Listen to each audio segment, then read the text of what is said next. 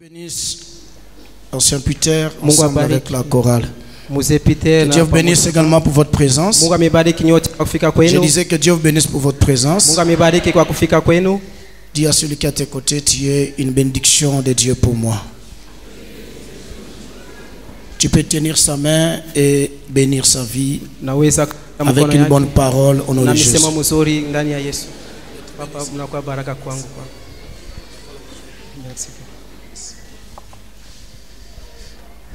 Merci à Dieu qui nous a soutenus et qui nous donne cette opportunité de parler encore de sa part. Merci pour vos prières et que Dieu vous bénisse tous. Nous avons passé de très bons moments en semaine avec les serviteurs, les conducteurs, les jeudis et les vendredis. Et avec toute l'assemblée, les vendredis soirs, c'était une bénédiction. Sincèrement, j'ai été béni dans la présence de Dieu. Est-ce qu'on peut donner une acclamation à Dieu pour cela?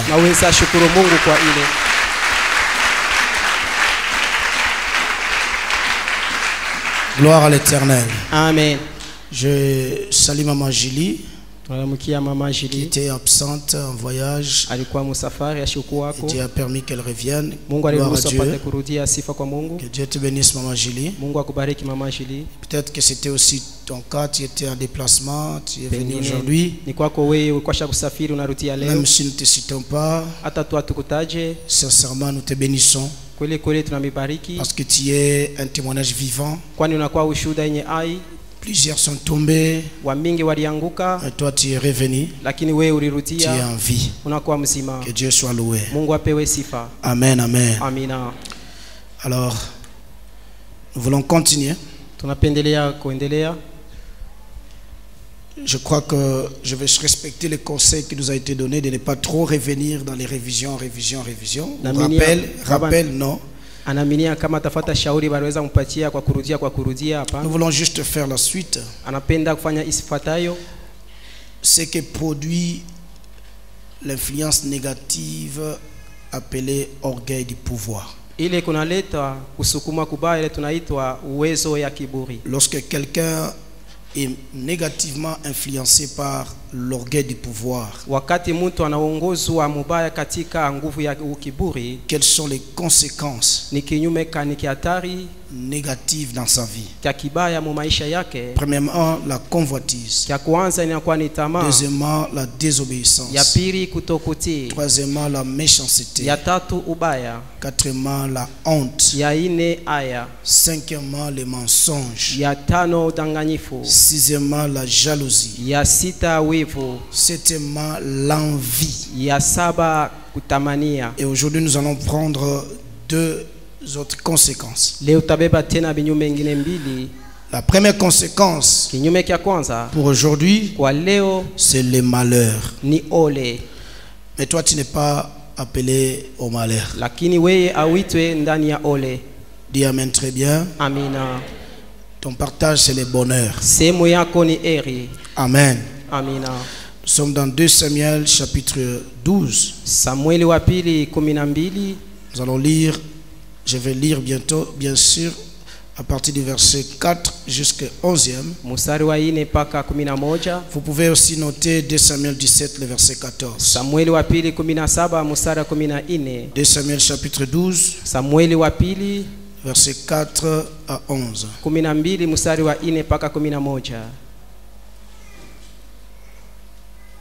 Un voyageur arriva chez l'homme riche, et le riche n'a pas voulu toucher à ses brebis ou à ses bœufs pour préparer un repas au voyageur qui était venu chez lui.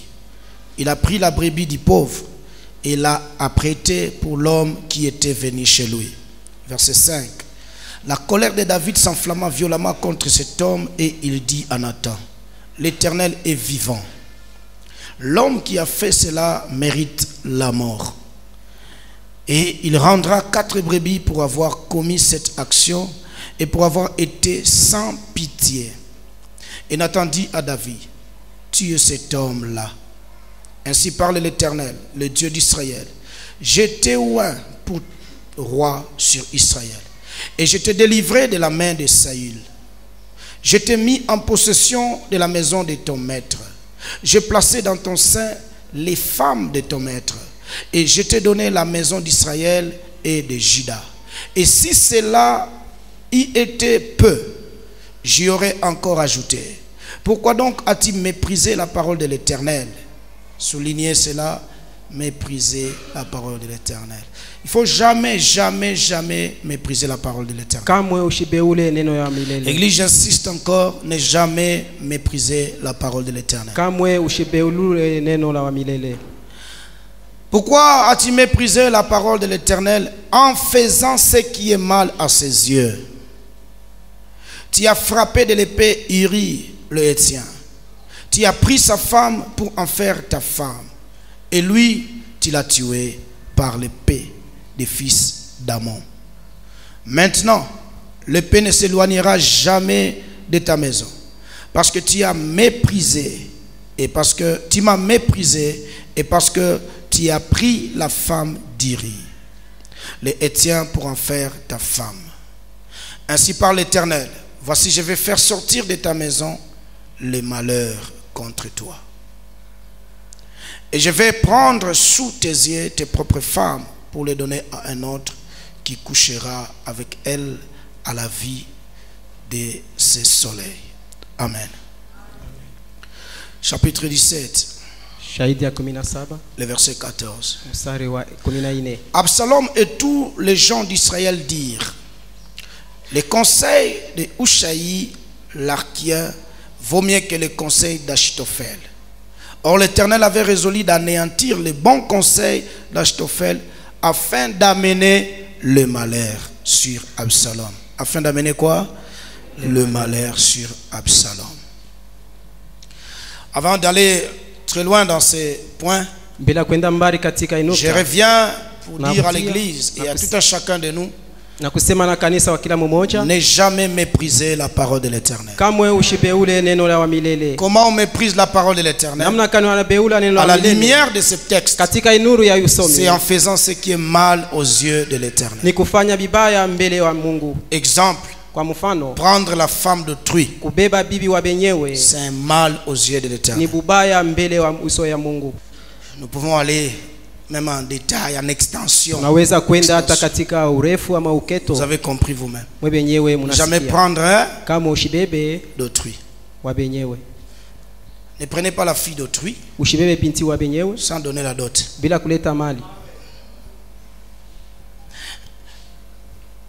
Je connais un frère à qui on avait envoyé. Va parler comme tu t'entends bien avec ma fiancée. Essaie de la faire comprendre. La surprise, c'était laquelle? Quelques temps après, le frère qui est parti parler pour son ami, son frère, va épouser la fiancée d'autrui. Ne prenez pas la fiancée d'autrui. C'est un mal aux yeux de l'Éternel. En termes de combat spirituel, on dit arracher. N'arrachez pas ce qui est autrui. Dites Amen. Est-ce que tu peux dire: je n'arracherai pas ce qui est autrui? Je ne prendrai pas ce qui est autrui. Dieu n'aime pas ça. Amen, amen. Amen. Lorsqu'on parle du malheur, c'est un événement qui affecte profondément, péniblement et même, je dirais, cruellement l'âme d'une personne. Inagusa, inakamata na uwaji ote nafsi ya mtu. C'est un désastre. Inakuwa ni maneno ya mubaya. C'est une calamité. Ni kukosewa ama utupu fulani. C'est-à-dire un mal, quelque chose de pénible qui peut atteindre plusieurs personnes. Bubaya bumwa bwa nguvu bunaweza kugusa watu wengi. Un grand malheur collectif. Ole kubwa ya watu wengi. C'est ça une calamité. Ni ile inakuwa ole. Un malheur. Ole. La honte, c'est quoi? haya. Aya, merci beaucoup. J'avais une confusion dans la tête. Ole. Inaweza kubamba mtu moya. Ole, ça peut toucher une Inatoka kwa personne. mtu inaenda Ça kwa bantu passe bwingi ya bantu. pouvoir Un beaucoup de malheur. gens. Ole. À cause de quoi? Kupitia nini? L'orgueil du pouvoir. Kiburi au madaraka ya kiburi. David, c'est un roi. Daudi ni mfalme. Et ce que j'aime avec Dieu, Kile napenda pamoja na Mungu. Dieu revient à David, lui dit, Mungu c'est anarudi. moi qui t'ai oint. Anamuonesha Daudi, mimi Moi, nilikupaka je fais de mafuta. toi le roi d'Israël. Nilikufanya wewe kuwa mfalme wa Israeli. Toi, David, Wewe Daudi, qui était en brousse, ulikuwa mpori. oublié par tes frères, Kusaulika na oublié ndugu par yako. ton père, Kusaulika na baba yako. déconsidéré de tout le monde. Washiwa kwa heshima na wote. Moi-même, Dieu, Mimi nye Mungu. je t'ai pris Nilikuchukua. et je t'ai placé Na nilikutia à la tête de mon peuple. juu ya taifa yangu. J'ai pris les femmes de ton Nilibeba maître. wake wa mwalimu wako. Avant de prendre les femmes de ton maître, Mbele ya kubeba wake wa moi mwalimu Dieu, wako. Mie Mungu. je t'ai délivré de Nilikufungua la main de Saül. katika mikono ya Saul. C'est Dieu qui nous délivre. Ni Mungu akunatufungula. Voyez partout nous passons là, un Basi accident, tunapita, et ouais, on a toqué tout ça. Misiba, toi tu es sorti. Dieu connaît, il écrit chaque épisode de notre vie, Mungu c'est dans les anajua. souvenirs de Dieu. Eko na nchika kila Dieu sehemu ya est maisha capable de yetu. te rappeler toutes choses. Mungu anaweza kukumbusha vitu vyote. Lorsque Dieu parle à Israël par Josué, Wakati Mungu anasema kupitia Israeli kwa Yoshua, il dit, j'ai pris vos pères de Anasema l'autre côté du fleuve. nilibeba baba yenu ngambo ingine ya bahari. Ils étaient idolâtres. Walikuwa waabudu Je sanamu. les ai amenés Niliwaleta et je les ai délivrés. na niweza kuwafungula. Vous n'étiez pas un peuple. Mweya mkwe Mais au taifa. travers de votre père, Kupitia baba yenu Abraham, Ibrahimu, vous êtes devenus nombreux. munakuwa wengi. Vous êtes multipliés Munakuwa mnachumulika. par Isaac, Kupitia le Isaka. fils que moi je lui ai Mwana donné. ule Mungu niliyempatia. Dieu rappelle à Israël Mungu anamkumbusha chaque Israeli. épisode de sa vie. Kila sehemu ya maisha yake. Écoutez, Sikia. Dieu te connaît. Mungu anakujua. Depuis le premier jour où les Siku ya parents, kwanza ile bazazi accidentellement ou par amour, katika mapenzi ont résolu de te concevoir. Jusqu'à aujourd'hui quand je te parle, Dieu te connaît. Mungu anakujua. Il te connaît. Il connaît Mungu anakujua. chaque détail. Il Anajua connaît. kila Il uketo. dit à David, Anasema Daudi, c'est moi qui t'ai oint. ni mimi nikupaka Je mafuta. t'ai élevé. Je Nilikunyanyua. t'ai délivré de la main de Nilikutosha Saül. katika mikono ya Saul. Pendant que tu étais sans force, Wakati ulikuwa bila moi je t'ai nguvu, délivré. mimi Je nilikufungula. t'ai sauvé. Nilikuokoa. Et j'ai pris les femmes de ton maître. Na nilibeba wake wa mwalimu wako. Je t'ai donné. Nilikupatia hao. Kama abikuenea, Si cela ne te convenait pas, nipasha kuongeza j'allais encore ajouter. pour dire Je dois kusema, milieu kibilianea. moi je savais que c'était complet. C'est Mungu anayua. Dieu sait. Anayua. Je Dieu dis encore, connaît. Mungu anayua. Anayua. Amen. Ça ne sert à rien d'envier le mari de Trip pour dire non. Na wepesi. Voilà, si j'avais le mari comme lui. Non, non. Uweza Dieu kutamania connaît bwana que ton mari à toi là. Mungu anajua C'est bwana ton yako. mari, il connaît. Bwana yako Il n'a jamais anajua. connu d'erreur. Kama ashafanaka kosa, Il connaît. anajua. Il dit, kama abikuenea, Si cela ne te convenait mimi pas, tafuta kuongeza. j'allais encore ajouter. Mimi naangalia miaka ya. J'ai vu des années, nasema bilienea. j'ai dit que c'était complet. Mais qu'est-ce que tu as fait? Nini ulifanya? Tu as méprisé ma parole. Ulipeula neno yangu. Et parce que tu l'as fait, Njoo ulifanya jusqu'à tuer l'homme d'autrui, mpaka kuwa mtu wa le mari wenyewe. d'autrui, Bwana wa tu wenyewe. l'as tué. Ulimuua. Alors le malheur sortira de ta maison. Sasa ole hautatoka mnyumba. David a fait ça pourquoi? Daudi alifanya njia Par nini? orgueil. Kwa kiburi. Je suis le roi. Niko mfalme. Je peux tout faire. Ninaweza fanya yote. J'ai appris à ne pas mourir comme Naboth, moi. Baba alijifunza bila kufa kama vile Naboti. Si tu veux arracher ce qui est à moi, Kama unapenda kunyang'anya inakuwa je suis kiasi. prêt, je te le donnerai. Eko tayari atakupatia. Mais j'ai quelqu'un au-dessus Lakini anakuwa na mmoja kumbingu. qui me justifiera. Ule iko na mhesabia haki.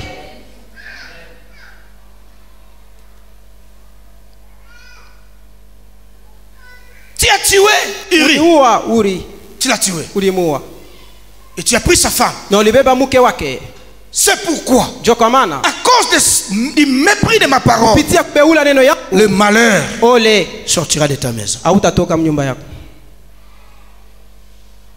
Le malheur sortira de ta maison. Hautatoka mnyumba yako. Le malheur sortira de ta maison. Ole utatoka mnyumba yako. Okay. Si j'étais conseiller de Dieu, Kama nilikuwa mshauri wa Mungu, j'allais dire Seigneur, alipaswa kusema Bwana, frappe seulement David. pika tu Daudi. Ah, mais Dieu est Dieu. Mungu ni Mungu. Dieu est souverain. Mungu ni mkubwa. Le malheur touche David. Ole unakamata Daudi, Ça touche la maison de David. unakamata nyumba ya Daudi, Ça touche la famille de David. unakuta hata jamaa ya Daudi, Ça touche unagusa la famille de David. jamaa ya Daudi C'est malheureux. ni ole kabisa. Je donne un conseil, Naleta shauri particulièrement aux parents. kwa upekee kwa wazazi. Ne soyez pas source du malheur de votre maison. Mshikue chemchem ya ole ya nyumba yenu. Faut dire amen lorsque tu dis je ne serai pas source de malheur. Tu dis Napasha amen. kusema amina, kusema shitakuwa chemchem ya ole. Je l'ai toujours répété ici. Baba anarudilia hapa. Ne dis pas amen seulement lorsqu'on te dit que tu vas aller en Europe. Hapana kusema tu amina wakati Il y wanakusema a des gens qui souffrent en Europe. Kuko batu wanateseka mbulaya. Tu vas aller en Chine, amen. Je te dis, il y a des Chinois qui sont contents lorsqu'on leur dit tu vas aller au Congo. Ils sont contents. Mais il faut dire amen lorsque la Bible te dit ne sois pas source de malheur, mais que toi tu sois source de bonheur, source de bénédiction au nom de Jésus. Là tu dis amen. La maison de David a souffert du malheur parce qu'il a méprisé la parole de l'Éternel. Il a pris la femme d'autrui à cause de l'orgueil du pouvoir. Qu'est-ce qui va arriver? Quand vous terminez le chapitre 12, vous commencez par le chapitre 13 de 2 Samuel. La Bible dit après cela voici ce qui arriva. Biblia inasema kisha ile tazama ile kafika. Il y a eu malheur après malheur. Kulikuwa ole kisha ole. Premièrement, kia kwanza sa fille Tamar, binti wake Tamar va être déshonorée akafezeshwa par son frère Amnon kupitia ndugu yake Amnon dans le palais royal. Ndani ya nyumba ya mfalme. Quel malheur. Ole gani hii. Quel malheur. Ole gani hii. Je pouvais accepter niliweza que kuitika pareilles choses vitu vya hivi qu'on puisse l'entendre wapate bisikia chez les pauvres, kuwa maskini, les gens qui sont négligés, bantu wanabeuliwa, qui manquent à manger, wanakosewa chakula, mais pas dans le palais royal. katika nyumba ya mfalme. Un tel malheur. Maole ya hivi Tous les pays au courant taifa yote najua que la fille du roi binti wa a mfalme été déshonorée. C'est un malheur. inakuwa ni ole. Pourquoi? L'orgueil du pouvoir. Kiburi kia uwezo. Une influence négative. Kusukumwa kubaya. Lorsque ça te pousse à faire des choses horribles, tu as l'impression que c'est toi qui règnes. Unaweza kama ni wewe ujoko unatawala. Le malheur te guette. Ole ukuna kuke. Mais cette année Dieu t'invite à influencer positivement parce que le bonheur c'est ton partage à Mwaka Mungu toi. anakusukuma kuweza Il kusukuma faudrait katika que tu mzuri fasses quelque chose. Quand Dieu regarde, wakati il Mungu peut anaangalia, témoigner sur toi. anaweza Il kushuhudia dit juu à yako. Satan, Anasema active kwa mon shetani, serviteur Michael. uliona mtumishi wangu Mikael. Et lorsque Satan va te Wakati combattre, shetani Dieu dit ce atakumanisha, n'est pas un Mungu anasema ina problème. mambo. Parce qu'il sait Kwani après ce anajua combat, kisha ile il va profit, te donner au double de ce que tu as perdu. mbili ya ile unaweza kupoteza.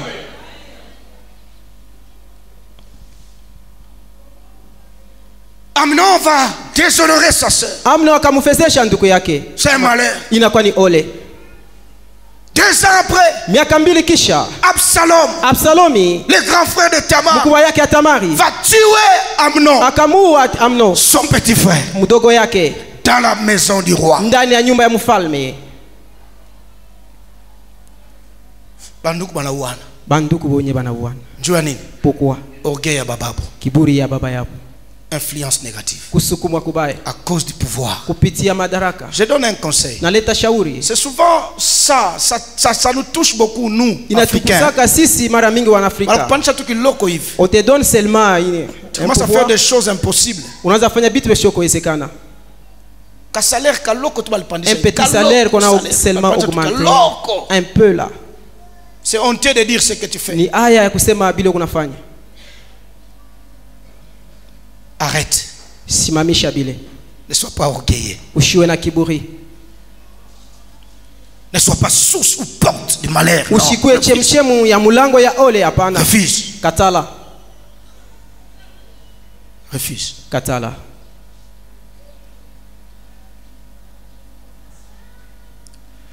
Après ces événements, kisha ile majira, Absalom va fuir. Absalomi akakimbia. Un prince qui devient fugitif. Mtoto ya mfalme anakuwa mfungwa fasi moja. Un fugitif, un fouillard. Ule kona kimbia. Quel malheur! Ole gani? Un fils du roi, Mtoto wa mfalme. un prince, Mfalme fugitif. mwenye kukimbia. Non, non, Hapana. non, Hapana. pas de tel malheur. Hapana ole ya vile. Le fils du roi Mtoto doit ya jouir mfalme anapasha de kufurahi tous les avantages du na royaume. mafaida yote ya ufalme. Je déclare pour toi, tu vas jouir des Natangaza ile. avantages, tous les avantages du royaume. Amen. Tu es la fille de Dieu, Unakuwa binti wa la Mungu. fille du roi des Unakuwa mwana rois. mfalme wa Tu dois wafalme. jouir Unapasha en tant kufurahi. que Kama princesse vile mtoto wa tous les avantages dans le palais de Mafaida ton yote roi. katika nyumba ya mfalme wako.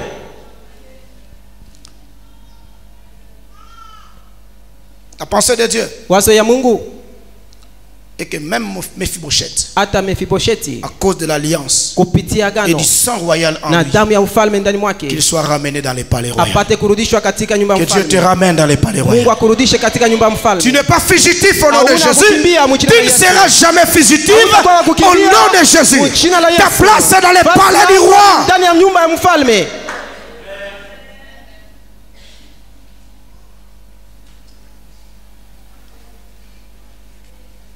Oza mwana ndaku. Huku mtoto ya nyumba Oza mwana libanda te. hauna mtoto wa nje. Tu as des coups que tu reçois parce que Huku na mapiko unapata. spirituellement tu es comme Shege. Non, pas toi. Unakuwa kama vile shega, hapana wewe. J'arrête cela au nom de Jésus. Cette influence qui t'apporte malheur, je ne la suspends, je l'arrête au nom de Jésus. Que Dieu te ramène dans les palais royaux nyumba ya mfalme. où ta vie a toutes les protections possibles, Maisha yako yanakuwa na ukingo yote iwezekanayo. où tout ce qui est de meilleur est pour toi. Ule yote inakuwa ya mzuri kabisa ni yako. Dites amen au nom de Jésus. Amina. Lorsque cet enfant est parti, Wakati ule mtoto alienda, il est parti apprendre les comportements de dehors. alienda kujifunza tabia ya nje Et il va apprendre là-bas na akajifunza kule que tu peux remplacer ton père. unaweza kukombola baba yako. Quel malheur. Ole gani ile. David Daudi va fuir.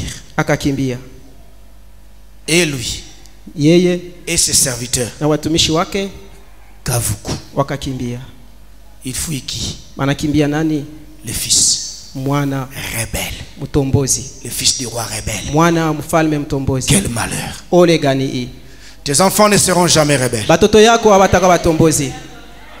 Unaona kuna kwa batoto mwingine batombozi. Il y a d'autres enfants qui sont des rebelles. Bo beni batakusukuma ukufu. Eux-mêmes qui vont te pousser à mourir. Tu baba mari yako. Pour qu'ils puissent recevoir. Jo batoto ba rebelle. Ce sont les enfants Mais rebelles. batoto ba heshima. Mais les enfants qui sont Batatairisha namna na batakushika na heshima. Comment est-ce qu'on va t'enterrer avec respect? Abasta fille à Tu ne héritage. peux pas vraiment fuir. Jo batoto wako bale abasta fille à Les enfants ne héritage. peuvent pas s'écapouiller. Abasta kusukuma mbio mbio mulufu. Batakupatia salama na batakuchunga bien katika jina la Yesu.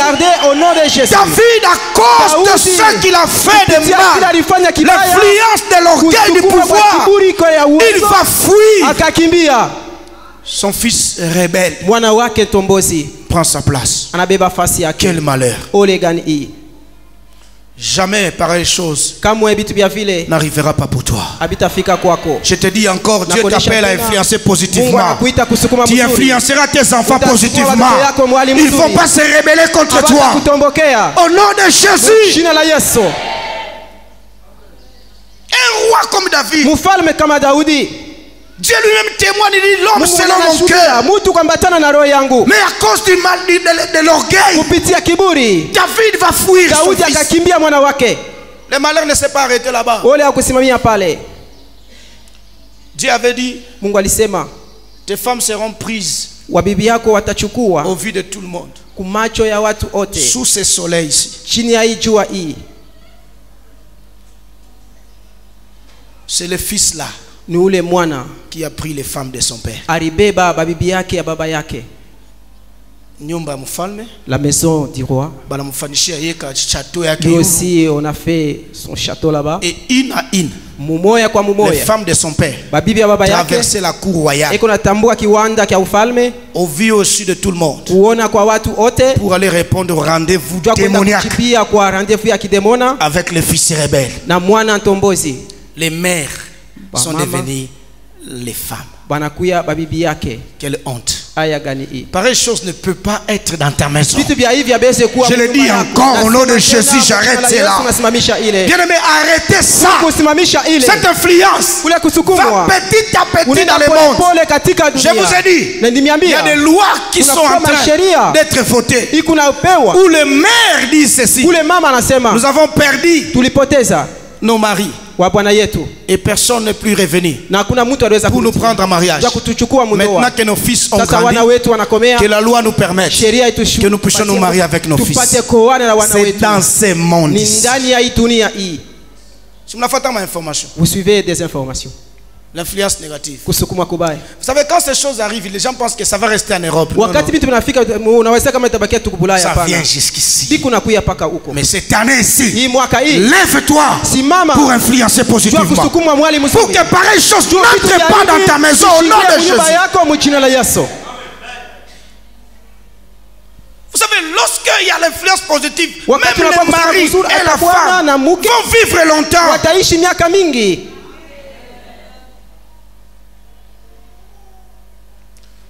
C'est pourquoi la fois passée je disais, il y a une grâce que même les veuves, même celles qui ont de l'âge, si elles acceptent, elles peuvent se marier cette année.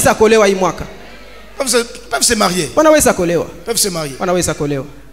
Si vous refusez de vous marier, je vous invite comme Anne, venez commencer à prier ici. Venez prier. Amen. Amina. Devenue veuve après avoir vécu avec son mari 7 ans.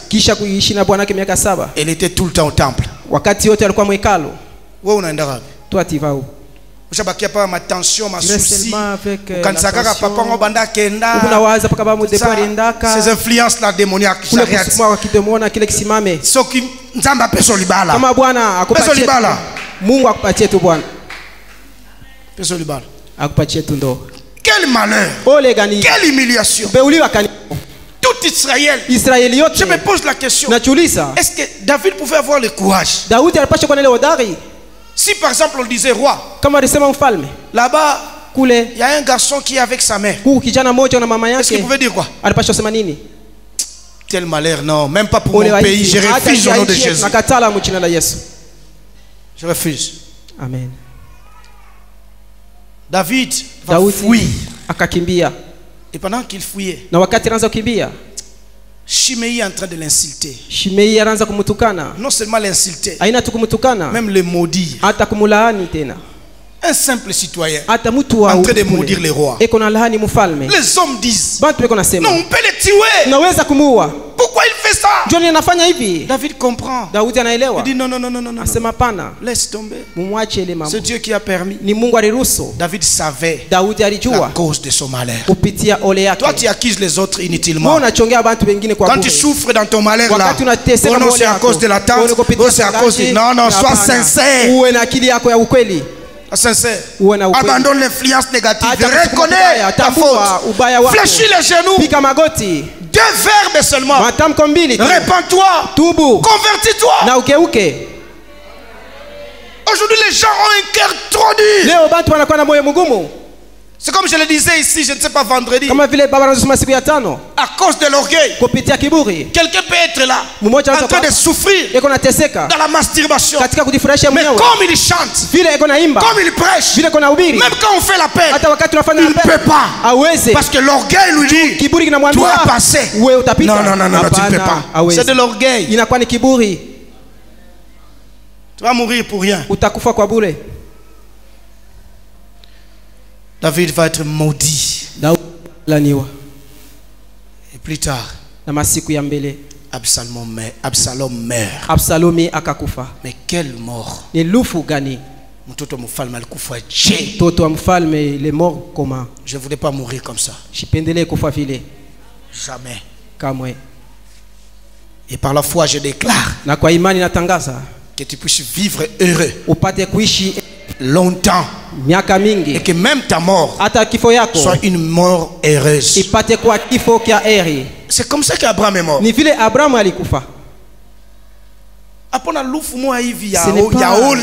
Une mort là honteuse. Il y a malheur. Il y a olé. Non, non, non, non, non. Apana. Leo banakata mkulu. Aujourd'hui, on coupe la jambe. Kesho banapandisha hapa. Demain, Kesho kule banakata tena huku. Kesho banakata hivi. Et après, on coupe. Non, non, non, pas une telle mort. Hapana kifo kia vile. Pas pour toi. Haina ile kwako. Je dis encore pas pour toi. Haina ile kwako. Il faut que tu sois rassasié de Napasha jours usibishwe na et masiku. mourir d'une mort Na heureuse. kifo kia heri.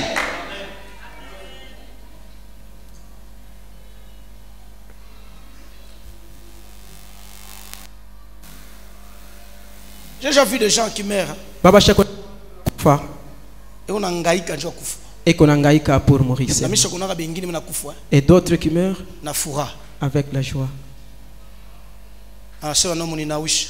Asema mninawishi. Kisha nasema mushi ni retardé. Et après ne me retarde pas. Mimi naona Mungu anakuwa kunibeba. Je vois que Dieu vient me prendre. Et puis mtu anakufa. Et quelqu'un qui meurt. J'ai déjà vu. Baba shakonaka vile.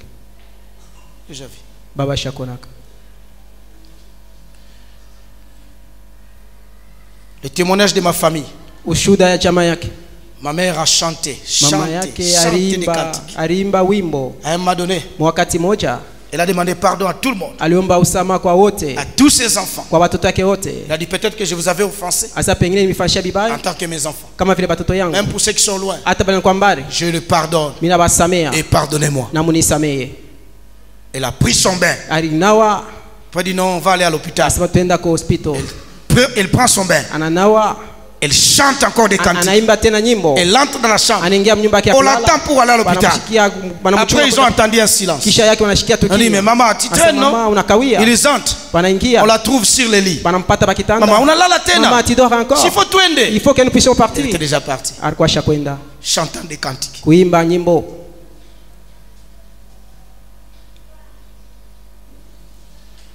C'est possible pour toi aussi. Inawezekana na ile kwako. Le malheur, non, c'est pas ta Pole part. hapana. Je le dis encore ce Nasema matin. tena asubuhi ya leo. Tu n'es pas malheureux. Hauna mwenye Tu ne mourras jamais malheureux. utakufa na ole. Que le diable ne te donne pas un faux langage. Shetani ashikupatie misemo ya uongo. Change tu quoi que non, Sont non, venus non. accompagner hapana. Dieu a un projet de bonheur pour Mungu toi. anakuwa matengenezo ya heri na kwako. Et les projets de Dieu ne ratent jamais. Matengenezo ya Mungu haikosake kama. L'homme peut faire des projets, Mtu anaweza kufanya des matengenezo planifications, na kutayarisha avec vizuri des conseillers, je na ne sais pas quoi. mashauri sijue nini. Mais Dieu, Lakini Mungu lui, yeye il n'a pas besoin de conseillers. asitajua mshauri Parce que lui-même, Kwa sababu il a mwenyewe déjà les plans éternels sur anakuwa na toi. matengenezo mzuri Les hommes kwako. échoueront dans les Watu plans, watashindwa mais Dieu matengenezo n'échouera yako, jamais. lakini Mungu hatashindwa Le plan kamwe. de Dieu pour toi Matengenezo ya Mungu n'échouera haitashindwa. jamais. Et c'est un plan de bonheur Nani pour toi. matengenezo ya heri C'est kwako. pourquoi ne dis jamais je suis malheureux ou je suis malheureuse. Ce n'est pas ta part. Haina sehemu Ce yako. matin qu'on fait, je Asubuhi ya leo suis. kiri. Je suis qui? Niko nani? Heureux. Je suis heureuse. Niko mwenye heri. Le psalmiste a compris ça. Mtunga zaburi alielewa ile. Il dit même lorsque je vais passer par la vallée de l'ombre Hata et de la wakati mort, tapita katika mabonde ya mauti, je ne crains aucun mal. sitaogopa ubaya Et à la hata fin, mara il dit moja. quoi? Mwisho wake anasema nini? Oui, Ndio, le bonheur heri et la grâce na neema m'accompagneront. utanisindikiza. Un jour, Siku 2 moja, jours, masiku mbili, 3 jours. masiku tatu, Combien de jours pour masiku toi? ngapi kwako? Combien de jours pour Masiku toi? ngapi kwako? Qu'est-ce qui t'accompagnera? Nini itakusindikiza? Le bonheur. Et quoi encore? Na nini tena? La grâce. Na neema. La grâce. Na neema. Et j'aime la Bible dit. Napenda Biblia inasema, Et j'habiterai na nitaketi dans la maison de ndani l'Éternel. ya nyumba wa milele. Alléluia. Amina. Dans la maison de l'Éternel. Ndani ya nyumba wa milele. Absalom est mort. Absalomi alikufa. Pas dans la maison. Hapana ndani ya nyumba. En train de fuir. Eko nakimbia Il va mourir. akakufa. J'aime pas ça. Pende ile. Une mort douloureuse. Lufu la kuumizwa. Regardez le verset, le Angalia. chapitre 18 de 2 Samuel. Shahidi ya 18 ya Samueli wa pili.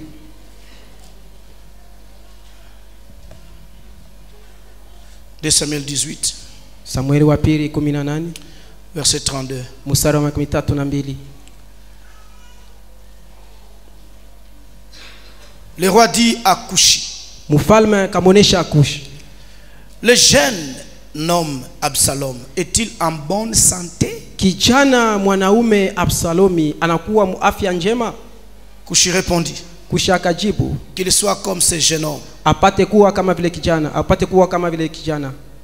Les ennemis du roi, mon Seigneur, Wadui ya mfalme bwana wangu Et tous ceux qui s'élèvent contre toi na wote wanasimama kinyume yako pour te faire du mal. ndio kukufanisia vibaya.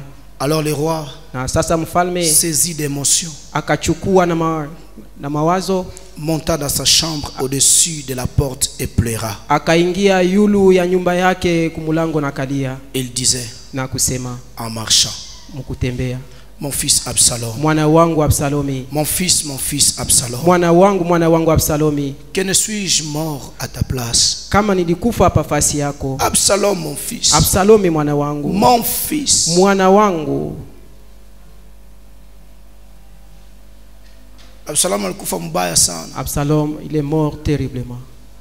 Je vais vous lire ça pour que vous puissiez comprendre. Tasoma ili mupate kuelewa. 2 Samuel 18, Samueli wa pili 18 verset 9. mstari wa 9. Absalom se trouva en présence des gens de David. Absalomo akakutana mbele ya watu wa Daudi. Il était monté sur un millet. Alipanda kumuti.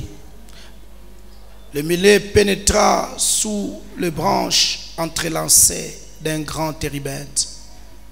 Le millet, c'est un punda. Ah, ok. Pénétra sous les branches entrelacées d'un grand térébinthe. Akaingia katika juu ya muti moya munene. Et la tête d'Absalom fut prise Na kichwa kia Absalomu kikachukuliwa au térébinthe. ku terebenti.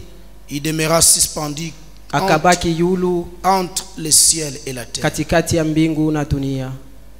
Et le millet qui était sous lui passa outre. Na ile mpunda ikakuwa pamoja ikapita pembeni. Il avait beaucoup de longs cheveux. Alikuwa na nywele mrefu. En fouillant, Mukukimbia le millet ou le cheval, en Ou le termes punda. clairs, le cheval punda va passer entre les arbres ikapita katikati ya miti qui avaient comme des épines ou des branches qui pouvaient retenir ses cheveux. kulikuwa vipande ya miti ilipasha kukamata nywele yake. Les cheveux se sont accrochés Nywele yake likamata terebinth. kule kumuti et le millet est passé. na ule mpunda Lui, il est akapita. resté suspendu Ndiye en l'air, alibakia mwenye kushimama yulu dans les vides, muwazi hivi entre ciel et terre. katikati ya mbingu na dunia. Écoute, Sikia, Jésus est mort, Yesu suspendu alikufa entre ciel et terre, mwenye kushimamishwa pour katikati que ya mbingu toi na tu dunia. vives par lui. Njoo wewe upate kuishi kupitia yeye.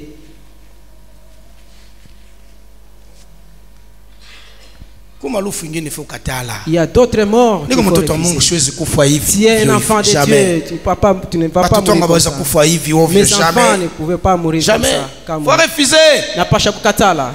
Faut refuser. Napasha kukatala.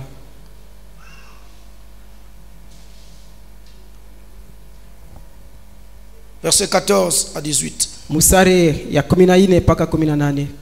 Joab dit, Joabu akasema, je ne m'arrêterai pas auprès de toi. sitasimamia karibu ya weye. Et il prit en main 3 javelots Na akabeba kumikono hata mikuki 3 et les enfonça dans le cœur d'Absalom, encore plein de vie au milieu de terebinth. na Quelle akachomeka atrocité. katika moyo wa Quel Absalomu. malheur. Ole kani hii. Mtoto mfalme, un Un enfant prince du qui roi. meurt comme Mtoto wa ça, mfalme anakufa en hivi. vie, en bonne santé, Mwenye kuwa na afya en train njema. de fuir les hommes de Eko son père. nakimbia watu wa baba yake. On lui enfonce des lances, Wanamchomeka 3 mikuki dans le 3 cœur. ndani ya moyo. Quel malheur! Ole gani? À cause de l'orgueil du pouvoir. Kupitia kiburi ya madaraka.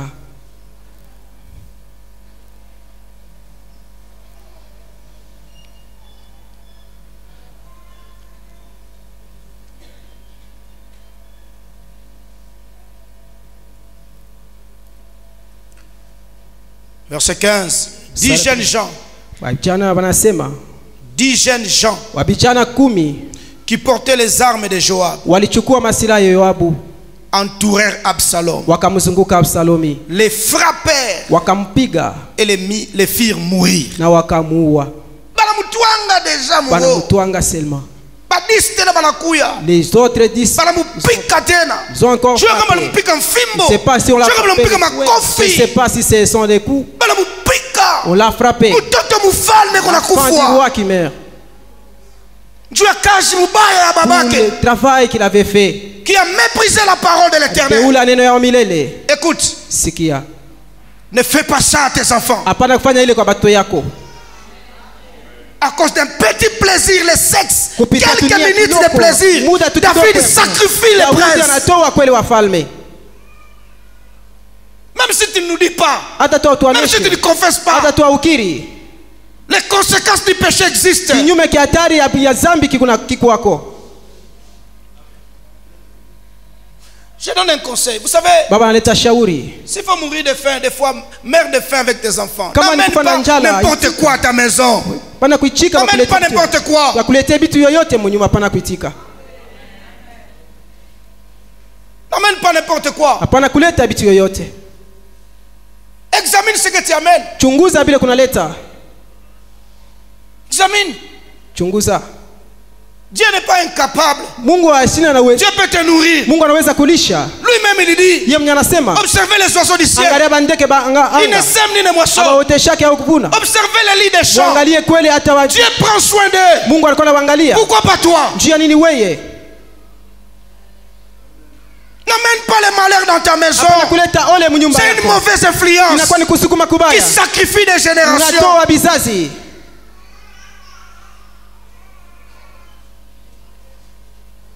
Brada, vile wanaitaka kwa mama brada. Brother, Tu peux imaginer unaweza la kufikiria souffrance d'Absalom. mateso ya Absalomi. Et quand il rentre, Na wakati tunarudia c'est à cause de l'orgueil du pouvoir de son père. kupitia kiburi ya madaraka ya baba yake.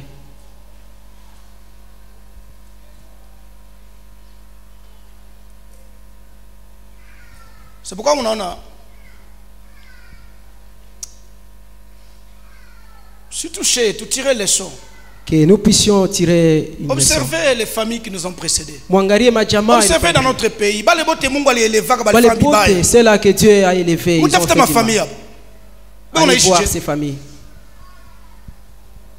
une des sœurs de l'église qui est ici présente. Je ne sais pas Mmoja son wa nom. dada wa A perdu un membre de sa famille. Un alipoteza parent. mmoja wa jamaa Mais yake elle donne les mzazi. témoignages. Analeta ushuda. Kama unaangalia batoto wake, Si on regarde ses enfants, ole. ni ole hii. Qui font même l'idée de leur père une Wanafanya occasion pour rançonner ndio. encore leurs frères. Ya baba yake ni njia ya Oh, leta kuransoner makuta chua hii, leta makuta chua hii, leta Donne l'argent makuta chua pour hii. ceci, donne l'argent Non, pour non, ne cela. fais pas ça. Hapana kufanya ile. Ushifanya kwako. Ne fais pas ça. Ushileta malheur mnyumba yako. Amène pas ole mnyumba yako. Sois source, j'insiste ce matin de la part du Nakazisha Seigneur. asubuhi ya leo Sois kutoka kwa source Mungu. du bonheur. Uwe chemchem ya ole.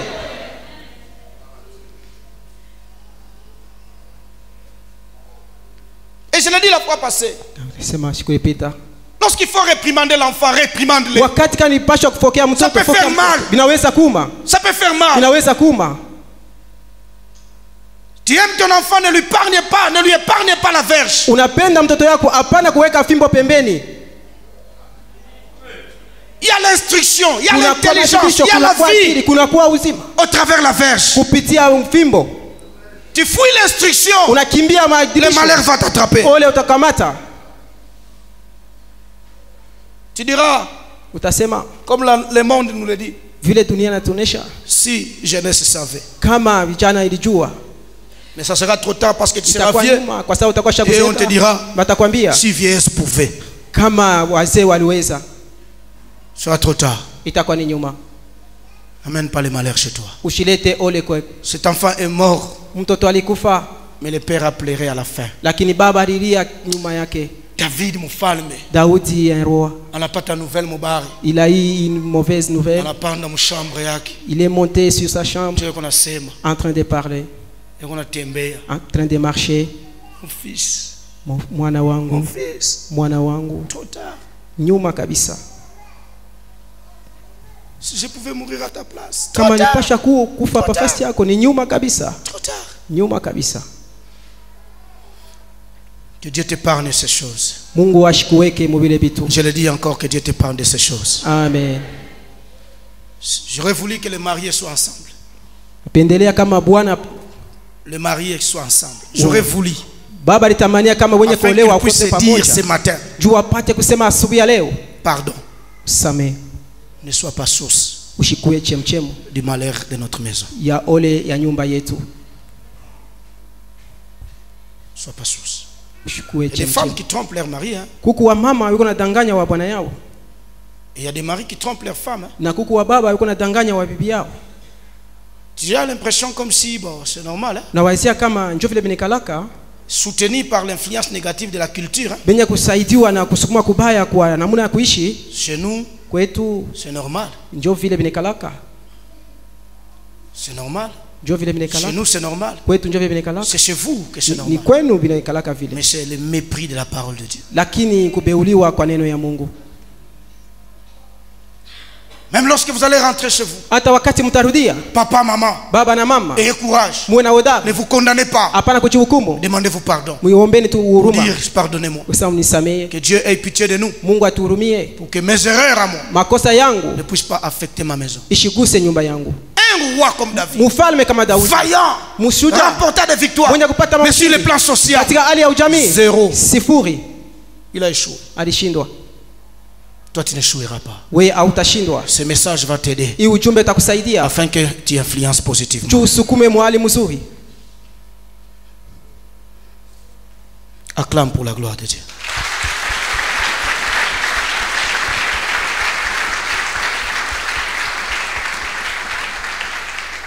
Le deuxième point pour aujourd'hui, Nukta ya pili njuu ya leo, la ruine kutu et la chute. na kushindwa. Proverbe 16, 18. Mezali 16 mstari 18. La ruine et la chute. Kutu na kushindwa. Proverbe 16, 18. Mezali 16 mstari 18. La ruine. Kuharibika Ah, na kushindwa. ouais, merci beaucoup. Parce que kulabika ni ruine, mais ça c'est ruine. Amen. Merci beaucoup. Proverbe 16, 18. Mezali 16 mstari wa 8. L'arrogance précède la ruine Kiburi kinatangulia kuharibika. et l'orgueil précède la chute. Kiburi kinatangulia kuanguka.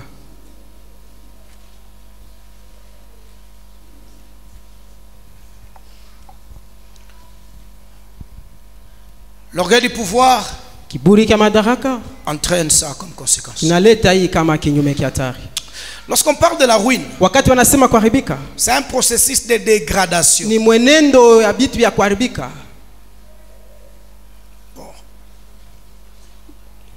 Iko naenda kupotesha, Potesha nguvu yayo. voilà, par exemple. Voilà. C'est un processus d'écroulement Ni mwenendo ya kuanguka, pouvant aboutir à la destruction complète. vinaweza kufika katika kuharibika kwa utele. La ruine, c'est également une destruction progressive de quelque chose Kuharibika kunakuwa ni kuharibishwa polepole kwa kitu kimoja, qui aboutit à sa disparition ou à sa perte. inafika kwa kupotea kwake au kwa kuharibika Ce kwake. n'est pas ton partage. Haina sehemu yako.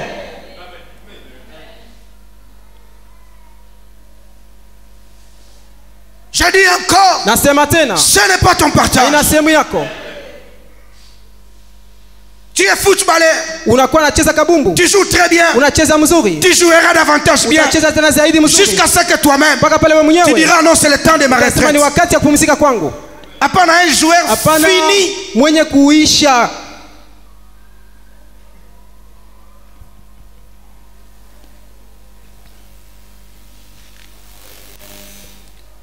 Tu serviras l'Éternel. Utatumikia wa milele, Tu monteras utapanda parce que tu es le serviteur de Dieu. juu kwa mtumishi wa Mungu, Tu prendras de l'envol utairuka parce que serviteur de Dieu. mtumishi wa Et tu Mungu, iras de gloire en gloire, na utukufu kwa utukufu, de victoire en victoire. ushindi kwa ushindi.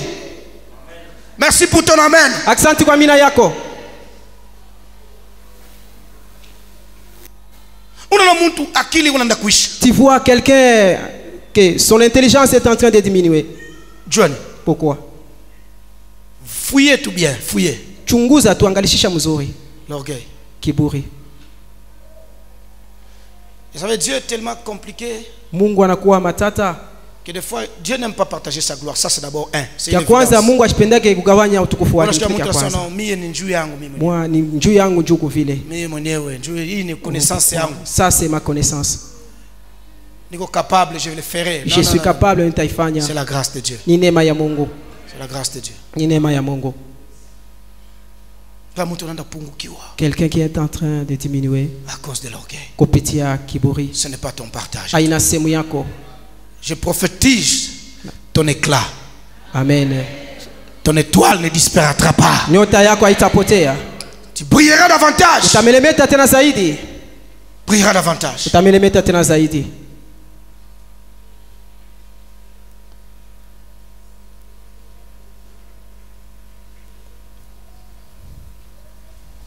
La chute, kushindwa ama kuanguka,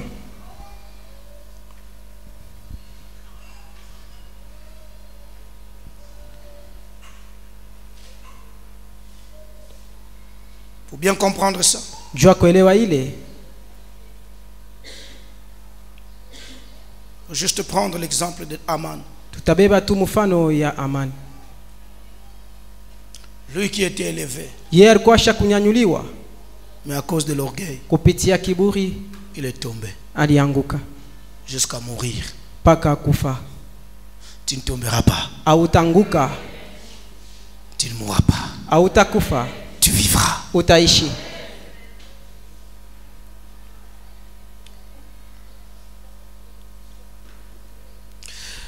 Vous savez, il y a quelque chose qui m'avait fait mal pour Absalom. Kitu kimoya kilimuumisha baba njo Absalomi. Absalom n'a pas eu d'enfant. Absalom ashikupate watoto.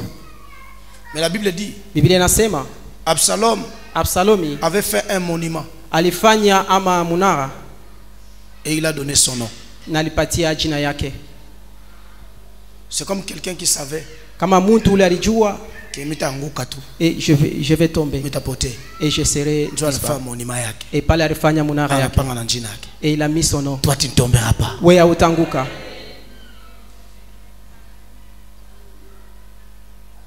Aman, à cause de son orgueil, kupitia kiburi yake il est tombé, alianguka parti de très haut. kabisa. Il pouvait passer quelque part. Alipasha kupita fasi moja. Tout le monde se prosternait. Wote walipasha kuinama mbele yake. Quelle grandeur! Ukubwa kani ule. Quelle supériorité! Urefu kani ule. Aman arrive. Amani anafika. Tout le monde devait trembler. Wote walipasha kutetemeka. Tout le monde devait se prosterner. Wote walipasha kuinama. Mais cet homme-là, lakini ule mtu est tombé. Alianguka. Il est tombé. Alianguka. Il est tombé. Alianguka. Et sa fin c'est horrible. C'est un malheur. Mwisho yake ilikuwa ni ole. C'est vraiment une ruine. Inakuwa ni kuharibika. C'est vraiment une chute. Kuanguka kwa nguvu. Regardez. Angalia. Esther. Chapitre 6. Shahidi yake ya 6. Pour ceux qui écrivent, écrivez Esther 6, 13 à 14. 13, Esther 7, 6 à 10. Esther c'est avant Job. Esther ni mbele ya Yobu. La Bible dit dans Esther chapitre 6, Biblia inasema 13 à 14. 13-14. Aman raconta à Zeresh sa femme. Amana kamonesha Zeresh mke wake et à tous ses amis tout ce qui lui était arrivé. Na warafiki yake wote yote iliweza kumfikia. Ça c'était la ruine. Ilikuwa ni kuharibika. Balambeba anatembesha Mardoché. Anamtembesha Mardoché. Enda ulalamika mbele yake. En train de parler ou de crier. Ni huyu njoo mfalme anaheshimisha. Celui-ci c'est un roi qui honore. Lui il pensait que c'était lui. Il a chanté, crié dans toute la route. Lui à pied, Mardoché en cheval. Je te vois sur les chevaux. Et tes ennemis à pied. Reçois cela prophétiquement au nom de Jésus. Et c'est sage, et Zeresh, sa femme, lui dire, si Mardoché devant lui, devant lesquels tu as commencé de tomber, tu as commencé de kama mbele ya Mordekai unaanza kuanguka, ni chute, ni kuanguka. Et de la race des Juifs, na kizazi ya Wayuda, tu ne pourras rien contre lui. Hauwezi kufanya kitu mbele yao, mais tu tomberas, lakini utaanguka devant lui. Mbele yao. Je déclare que tes ennemis tombent au devant de toi. Amen. Je déclare que tous ceux qui te veulent du mal puissent tomber au devant de toi. Amen. Ils ont déjà commencé à tomber, mais qu'ils tombent effectivement au nom de Jésus. Amen. J'aime cet épisode. Napenda hii sehemu. L'homme qui était dans les sacs. Mtu alikuwa katika l'homme qui était dans les cendres. Mtu alikuwa katika majifu. Dieu change les choses. Mungu anabadilisha vitu. Il est vêtu correctement. Anavikwa mzuri. Il n'est plus par terre. Il est sur le cheval. Anakuwa pampunda. Et c'est lui qui régnait. Na yeye anaanza kutawala. Lui il est par terre. Yeye alikuwa chini. Et il est à pied. Que Dieu fasse cela pour toi au nom de Jésus. Et la Bible dit, la Bible inasema au chapitre 7. Zaidi yake 7. Non, d'abord je continue verset 14. Mstari wa 14. Comme il lui parlait encore, vile wanaanza tena kumwambia, les eunuques du roi arrivèrent et conduisirent aussitôt Aman au festin. Ule mchungaji wa mfalme akakuja kumongoza kwenda Amani katika karamu que Esther avait préparé. Ile Esther aliweza kutayarisha. Atapata invitation à kwenda kufeti mais hasta fete. Atapata invitation à kwenda kufeti mais il ne sera pas là. Shimina konesha. Abata fete. Il ne va pas fêter. Bale balaanza kuchunga wewe. C'est là qui attendait que pote ajuba fete abasta fete. Pour qu'il puisse fêter non. Oui 2020 abasta fêter. Il ne faut pas fêter. Fête. Karamu. Il t'a changé quand? Ça va changer les camps. Ah. Ça va changer les camps. T'as changé quand? Ça va changer les camps. Si Mungu anaifanyaka. Dieu peut le faire. Benanda kushikana. On va enterrer quelqu'un. Un enfant, l'unique enfant de sa mère. On a les gens se sont rencontrés avec Jésus. Ça a changé. Ça devient une fête. Si malheur yako Mungu ataigeuza fête. Dieu va changer à une fête. Basema yo kunaisha. Leo atakufua. Aujourd'hui il va mourir. Au utakufua. Tu ne vas pas mourir. Atakuimbia Yeye mtoto wa Mungu. Atakuimbia katika jina la Yesu. C'est une année d'influence positive. La mort va te changer en vie pour toi. Au nom de Jésus. Jina la Yesu. On les a appelés. Dans la fête. Je ne vois pas là où on a appelé Mardoché. Esther a appelé le roi et Aman. Pour la fête. Et les rois et Aman ils n'ont pas fêté.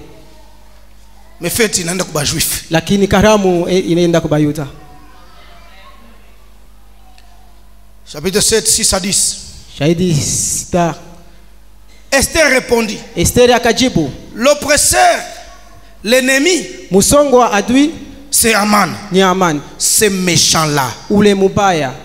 Anamshonta hivi. Anamshonta. C'est lui. Ni yeye. Le méchant là. Mubaya. C'est lui l'oppresseur. Ni yeye musongo. C'est lui l'ennemi. Ni yeye adui. Kilole kia Mungu ishota badui ba. Il est toi de Dieu puisse. Iba shonte katika jina la Yesu. Amen. Iba identifier correctement bien. Hata walinganishwa mzuri. Unaona kuma malheur ingine. Hauacha kujua anatoka wapi. Asubuhi ya leo. Mpaka hivi unasema. Mkono ya Mungu na kilole yake. Iba identifier iba shonte. Aposta fuchama tena. Malheur itababamba bo. Malheur puisse les toucher. Hapana wewe. Pas toi. Bala kuteswa sana. On t'a beaucoup souffert. Kuteswa sana. Tu as beaucoup souffert. Unateswa na mambo mengine haujua. Toi-même tu ne sais pas. Hapana. Hata mubato. Même à ta merke. Ba commerçant. Les commerçants. Basi mano kila mtu aomba Mungu wake. Lui-même qui chacun peut prier. Pour savoir qui est celui qui nous amène ces malheurs. Et on a doigté.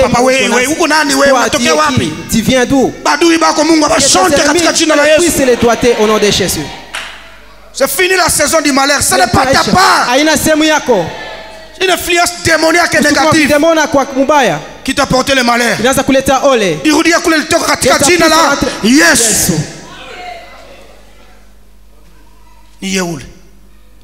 L'oppresseur, l'ennemi, le méchant là. Que Dieu puisse les doigter.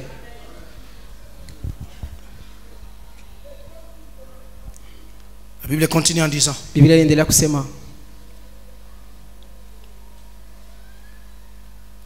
Aman fut saisi de terreur en présence du roi et de la reine. Et le roi dans sa colère se leva et quitta le festin pour aller dans les jardins du palais. Aman resta pour demander grâce de la vie à la reine Esther. Car il voyait bien que sa perte était arrêtée dans l'esprit du roi. Lorsque le roi revint du jardin, du palais dans la salle du festin. Ya nyumba katika kiwanja kia karamu. Il vit Aman qui s'était précipité vers les lits sur lesquels était Esther. Anamona Amani anakarikisha katika meza kule kulikuwa Esteri. Précipité vers les lits. Akaribishwa katika njia. Les lits. Kitanda plutôt. Akakimbilia kwa kitanda kule kulikuwa Esteri. Bandoko. Wewe unashatufahamu mbaya sana. Kisha kwa nifuata tena pa chambre, tena pa kitanda. Unaona badui batabamba touche moya. Tes amis, batakotola. Amen. Vengeance ikalaka yetu Kwa pisa ce n'est pas pour nous. Vengeance ni ya Mungu. Kwa pisa ni kwa Mungu. C'est pourquoi kama mtu anakufuata njoo kulomba buluma usifukushi. Si quelqu'un suit pour demander pardon, il ne faut pas les chasser. Mais jugement ya Mungu itaanguka pale. Lakini hukumu ya Mungu itakuwa paka pale. Anakuya ya Mungu mimi. Il vient pardonner. Mungu afanye kazi yake. Laisse que Dieu puisse faire son travail. Oh, mais sitakurumia. Oh, je peux pas te pardonner. Wacha ingia kuya. Laisse qu'il puisse seulement venir. Mais jugement ya Mungu. Mais hukumu ya Mungu. Yuko hapo. Et là. Joseph roi anasema hivi. Mfalme a dit. Roi anasema hivi. Mfalme anasema hivi. Serait-ce encore pour faire violence à la reine? Taacha tena kufanya nguvu kwa mfalme? Est-ce que ni njuu ya ku bon, tu peux l'aider? Serait-ce encore Ok, merci. Est-ce que tu peux le dire maintenant? Unapenda tena kufanya bibaya kwa malkia? Chez moi, kwangu, dans le palais, ndani ya nyumba yangu. Papa, wewe mtoto wa Mungu. Wewe mtoto wa mfalme. Walikukombanisha huko kote kuaminia Mungu. Walikukombanisha kote huko. Mungu anakusauver na kuingisha mkanisa yake. Dieu t'a sauvé et t'a amené dans son ndani ya royaume yake. Dans son royaume. Shetani akufuata tena mwaima Mungu. Akufanyia bibaya. Qu'il continue à faire. Je dis jamais ça n'arrivera pas. Il a itakufikia. Shalpasha kufanya bibaya en 2019. Il pouvait faire du mal en 2019. Mais cette année, influence positive. Usukuma kuzuri. Astaweza. Il ne pourra pas. Dès que cette parole fut sortie de la bouche du roi, wakati ile neno ikatoka mkinywa cha mfalme, on voila le visage d'Aman. Bakafinika uso ya Amani. Et Arbona, na Armona, l'un des eunuques, mmoja ya ule mchungaji, dit en présence du roi, akasema mbele ya mfalme, voici, tazama, les bois préparés par Aman, ile mambao ya kutengeneza na Amani, muchi ya kutengeneza na Amani, pour Mardochée, njia ya Mordekai, qui a parlé pour le bien du roi, ule alisema bizuri njia ya mfalme, est dressé dans la maison d'Aman, inatarishwa katika nyumba ya Amani, à une hauteur de 50 coudées, katika burefu ya 50 coudées. Le roi dit, mfalme akasema, qu'on y pende Aman, bapate kumutundika Amani. Et l'on pendit Aman au bois qu'il avait préparé pour Mardochée. Et la colère du roi s'apaisa. Bandoku. Mungu anashirikaka. Dieu se tient aussi dans la colère. Mungu anashirikaka njoo watoto wake. Anashirikaka. Dieu se tient aussi dans la colère pour ses enfants. Quelle fin malheureuse pour Aman à cause de l'orgueil.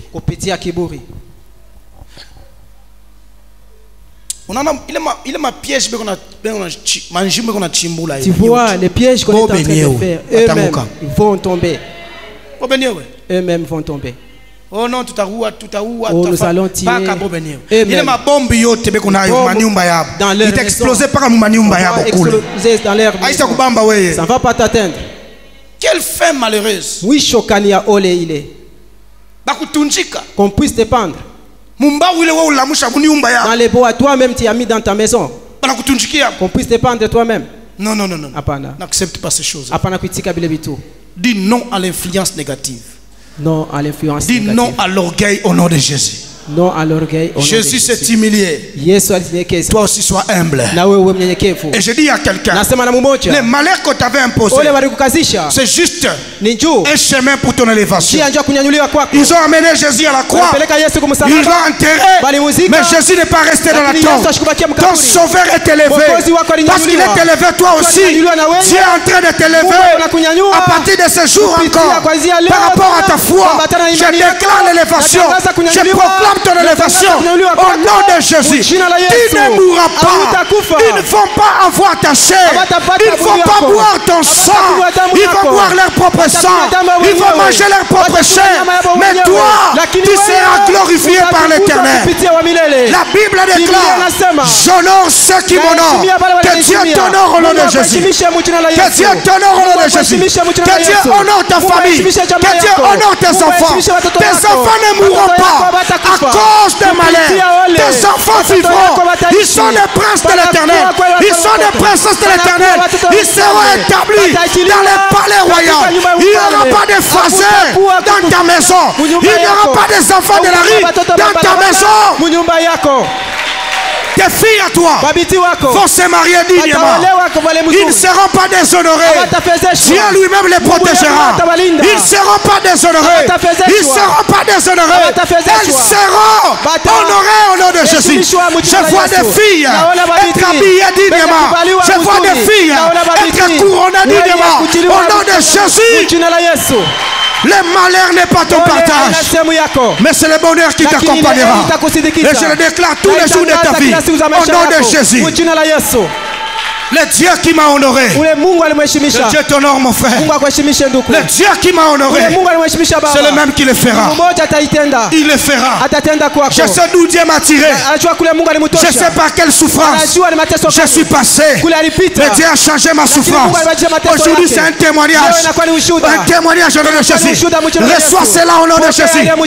Reçois cela au nom de Jésus. Que Dieu t'honore au nom puissant de Jésus. Que tous les amants de ta vie qu'ils puissent tomber devant toi.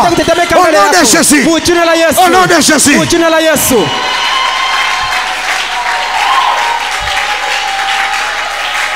Joseph avait été déshabillé par ses frères.